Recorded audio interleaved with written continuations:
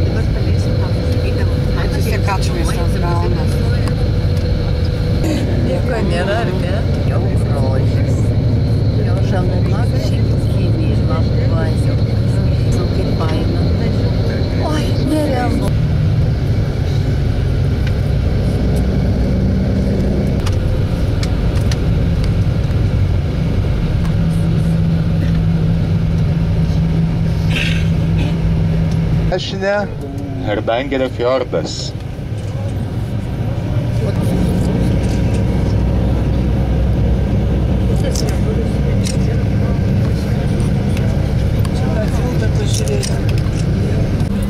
Nemokamai duodu šį kartą. Ačiū.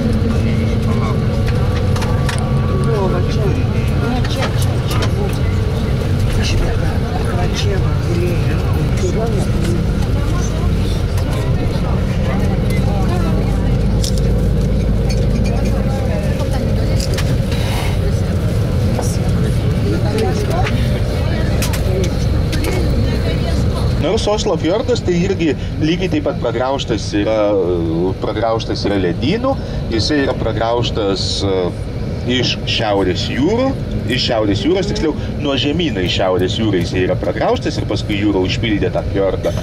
Na, bet tik tai tiek, kad ne tarp kalnų. O klasikinis apibrėžimas rašo, kad tai turi būti tarp kalnų. Ir mes pravažiavome Hardangerio fjordą ir to jau važiuosime Hardangerio fjordo atšaka, kuris vadinasi Eidsdalio fjordas. O kur yra tasai Eidsdalio fjordas, tai jūs galite pasižiūrėti į tai, kad stovi, na va, mano gražusis vaizdas. Man labai patinka šitas vaizdas, kai stovi kruizinis laivas.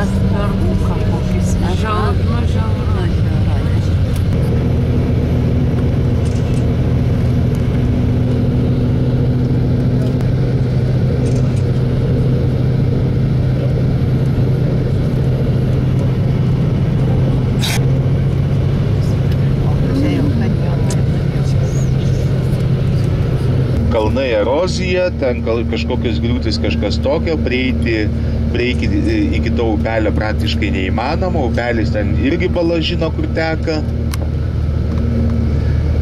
Užteks pasigrožėjot.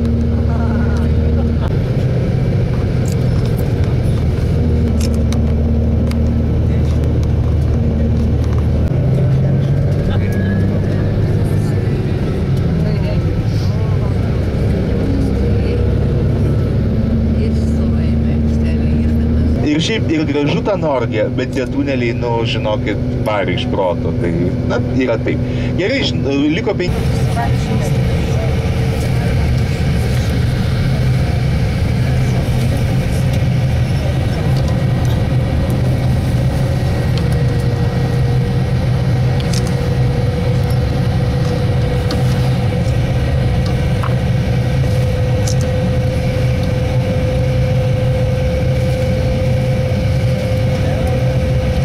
Šalies plotis yra beveik 500 km. Tai visur kitur vidutinis šalies plotis yra tik 50 km, iš kurių dalis yra kalnais. Na, bet nuo pietų iki šiaurės yra 1756 km, ganėtinai tolimas atstumas. Ir nukeliauti, jeigu reikia nuo kokio Oslo iki Trumsės arba iki kažkokio kaimelio, yra sudėtinga. Taigi Norvegija yra labai gerai išvystytas susisiekimas oro transportu, nedideliais lėktuvėliais ir malūnsparniais. Taigi tie mažiukai lėktuviukai, tie 8-viečiai visokie, 12-viečiai, jie arba malūnsparniai, jie gali skraidyti labai nedideliame aukštyje.